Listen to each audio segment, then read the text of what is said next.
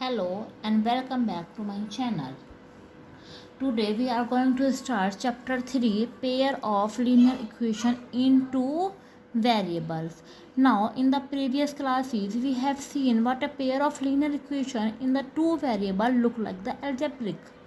Let us now we see what a pair of linear equation in two variable represent a straight line. So then graphical representation of linear equation, we know that given two lines is a plane, only one or more following three possibilities हो सकती है two line की. First possibilities है the two line intersect at one point. Two line जो intersect करेंगी वो one point पर ही करेंगी, वन से ज़्यादा पर नहीं करेंगी. जो हमारा ये वन पॉइंट इंटरसेक्ट है, ये इंटरसेक्ट किया ओनली वन पॉइंट पर. सेकेंड पॉसिबिलिटीज़ है हमारी the two line are parallel they do not intersect. अगर टू लाइन्स हमारे पास पैरेलल होती हैं तो वे हम however far they are extend करने पर भी दूर तक भी एक्सटेंड करेंगे तो वो इंटरसेक्ट नहीं होंगी. And now third points are the two lines are coincident line. Two line coincidence होती है. कोइंसिडेंस का मीन्स होता है कि one line overlap the other line. One है लाइन ही ओवरलैप करती है अदर लाइन को. मीन्स इस पर हमारे मैनी पॉइंट्स हो सकते हैं. So we can say intersect करने पर हमें क्या मिलता है, वन पॉइंट मिलता है. इंटरसेक्ट नहीं है, पैरेलल है तो हमें कोई पॉइंट नहीं मिला, नो पॉइंट मिला है. और अगर हम ओवरलैप होती हैं, कोइंसिडेंट होती हैं तो हमको मैनी पॉइंट्स मिलते हैं. इसको मैनी सॉल्यूशन भी बोल सकते हैं, इसको नो सॉल्यूशन और इसको वन सॉल्यूशन. आगे ये आपके एक्सरसाइज में आएगा, इसका ध्यान रखिएगा, ये याद ही कर लीजिएगा इसको, लर्न इट.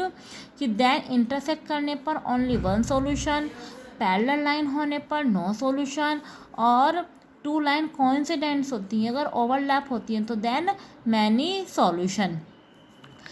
एक और देखिएगा, अगर हमारे पास लाइन इंटरसेक्ट है और मैनी सॉल्यूशन है, मैनी सॉल्यूशन मीन्स कोइंसिडेंट है तो वो कंजिस्ट करती हैं, और ये अगर हमारी पैरेलल होती हैं तो वो इनकंजिस्टेंट होती है. ये मैं आपको आगे चैप्टर्स में पढ़ाऊँगी. ठीक है, अब आप सिर्फ इतना ही याद कीजिएगा, याद ही कर लीजिएगा कि इंटरसेक्ट करने पर वन पॉइंट, पैरेलल होने पर नो पॉइंट और टू लाइंस होने पर many points. If we are the equation हमारी क्या होती हैं, a1x b1y plus c1 equal to zero और a2x plus b2y plus c2 equal to zero. That in this condition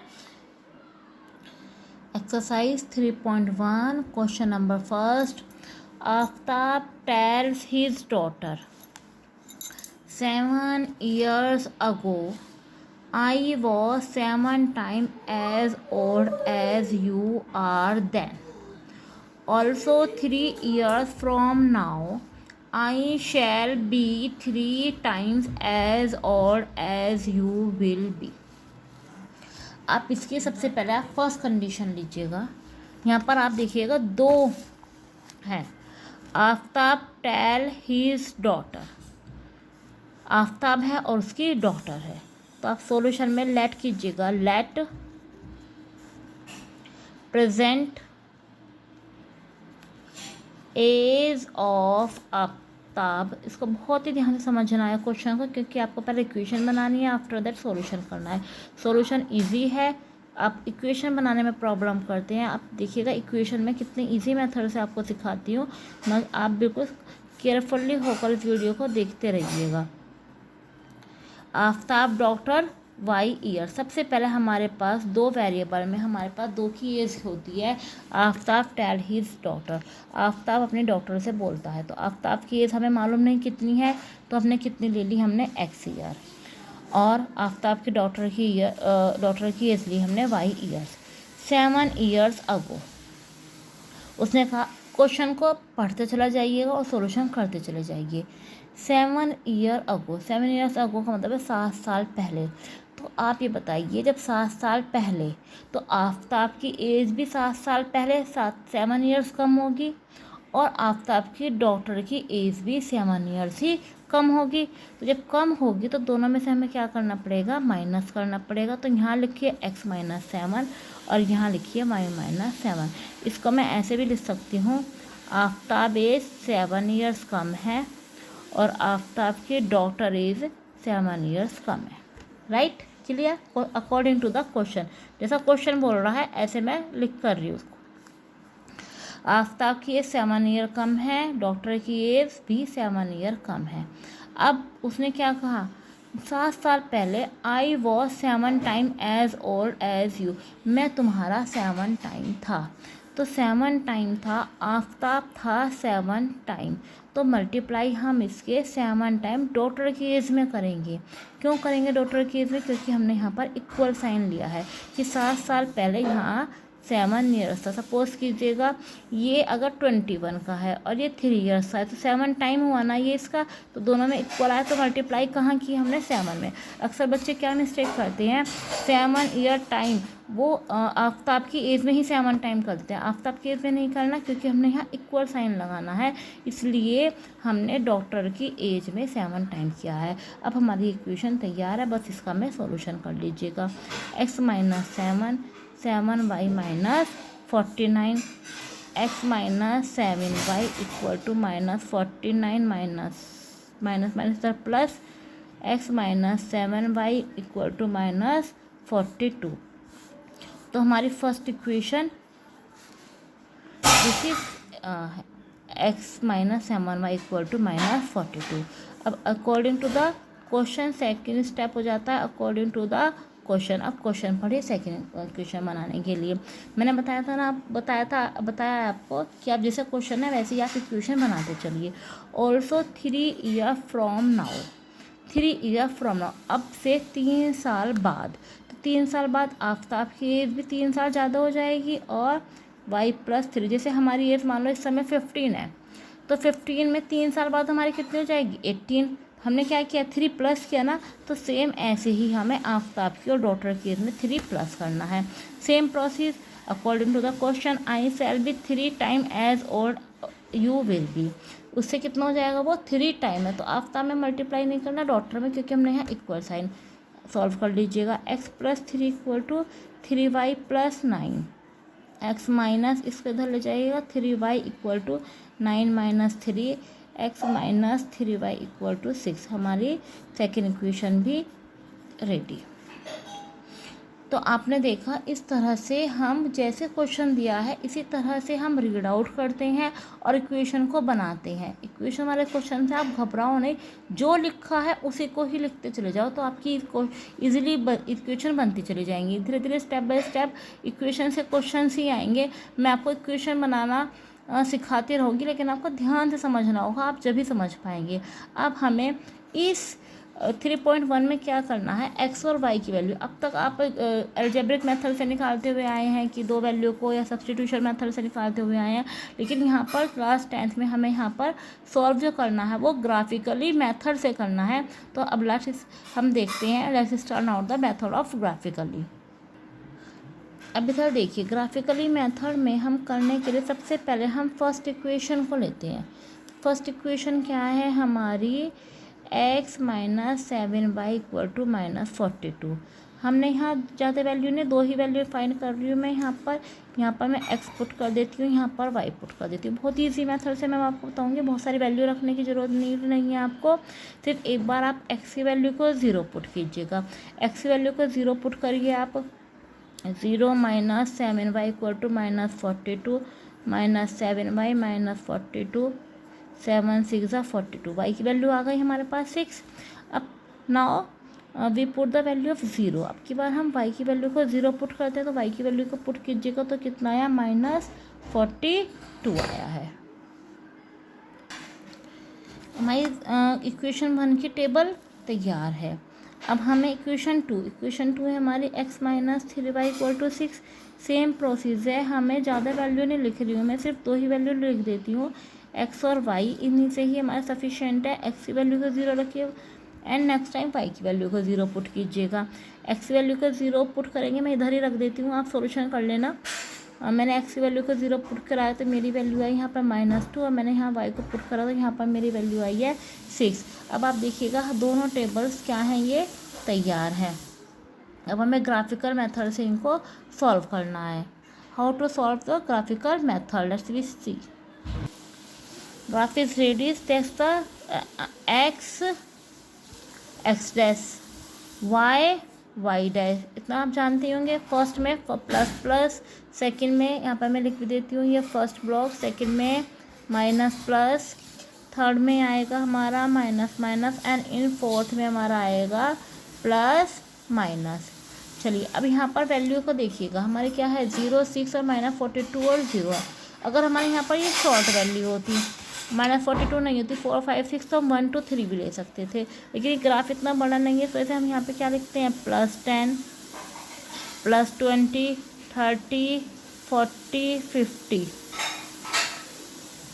60, इधर लिखते हैं हम माइनस, लेफ्ट साइड हम माइनस -20 -10 -20 -30 -40 -50, अबव +10 +20 +30 +40 +50, आगे तक भी लिख लीजिएगा आप।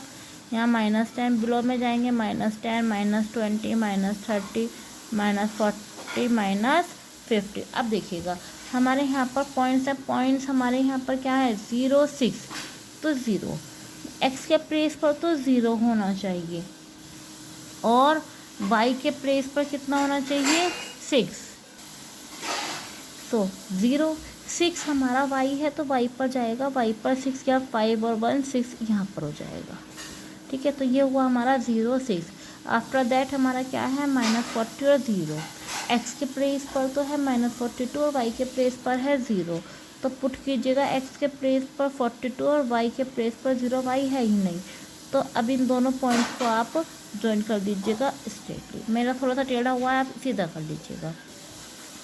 नेक्स्ट इक्वेशन हमारी 0 and -2, 0 कहाँ पर है -2 पर है, तो इधर आ जाएगी, और 6 and 0 ये बहुत ही छोटा हो रहा है क्योंकि मैंने डिजिट जो लिए हैं वो 10 10 लिए हैं।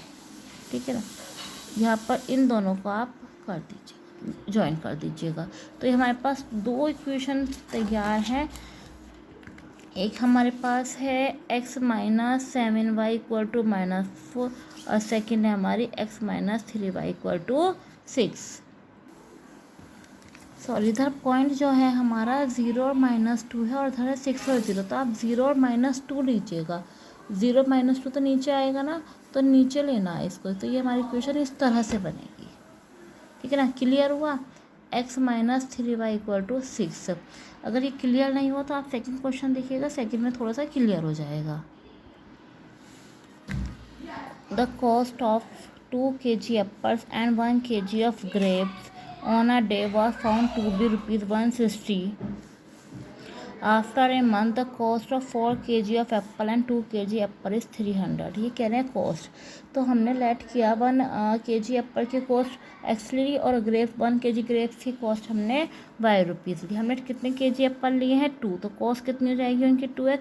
1 kg ग्रेप्स लिए हैं तो कितनी जाएगी y, कितने का हुआ total 160। Question number first easy है।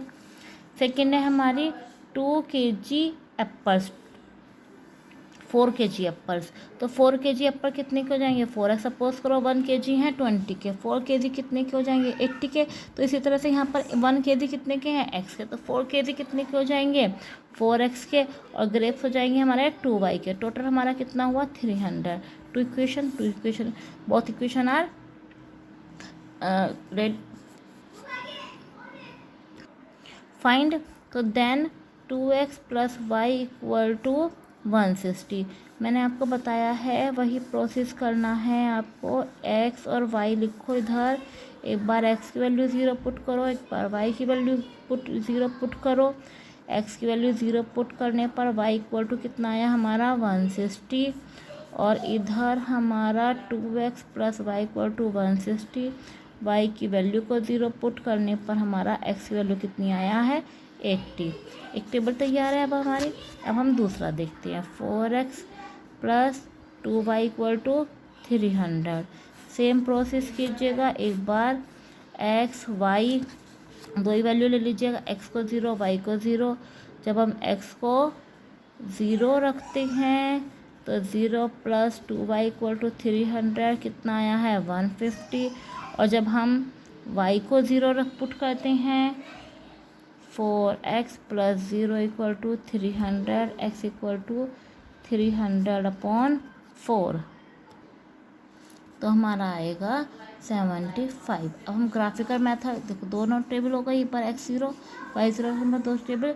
अब हमें क्या करना है, ग्राफ मेथड से सॉल्व करना है। इधर देखिएगा ग्राफ मेथड, इधर 0 ओरिजिन x डैश आपने इतना किया ही होगा, y डैश पुट कीजिएगा, वैल्यू 10 का ले लीजिएगा डिफरेंस। इधर देखिएगा मैंने वैल्यू का पुट कर लिया 0, इधर आएगा ऊपर +10, 10 का मैंने डिफरेंस लिया है यहाँ पर, 10 का डिफरेंस लिया है, और यहाँ पे इधर भी मैंने 10 का ही डिफरेंस लिया है। चाहे तो आप 20 का भी ले सकते हो, 50 का भी ले सकते हो, लेकिन थोड़ा सा आपका ये ग्राफ क्लियर हो जाए, इसलिए मैंने 10 का ही डिफरेंस लिया है। यहाँ पर x और y 0 और 160, तो वैल्यू क्या है हमारी, x की वैल्यू 0 है और y की वैल्यू 160 है, तो देन 0 160, तो हमारा इधर पॉइंट हो जाएगा। सेकेंड पॉइंट है हमारा 80 और 0, तो इधर आप देखिएगा x एक्सिस पर 80 और y पर 0, तो हमारा पॉइंट ये वाला आया। तो अभी इनको क्या कर दीजिएगा, ज्वाइन करते हुए चलिएगा, 160 को आप ज्वाइन कर रहिएगा 180 से, आपको स्केल से करना है, मैंने डायरेक्ट किया है, ठीक है, क्लियर। सेकंड है हमारा पॉइंट 0 150, x पर 0 है, y पर कितना है हमारा 150 है,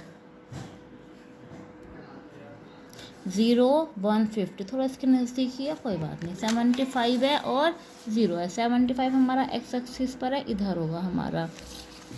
तो हमने इन दोनों को फिर से हम ज्वाइन करते हुए, लाइन हमारी जा रही है, दोनों इक्वल हैं, both line are parallel to this, that is a graphical representation. So exercise 3.1 is have been completed. Tomorrow we will start exercise 3.2. If any queries you discuss me. Thank you.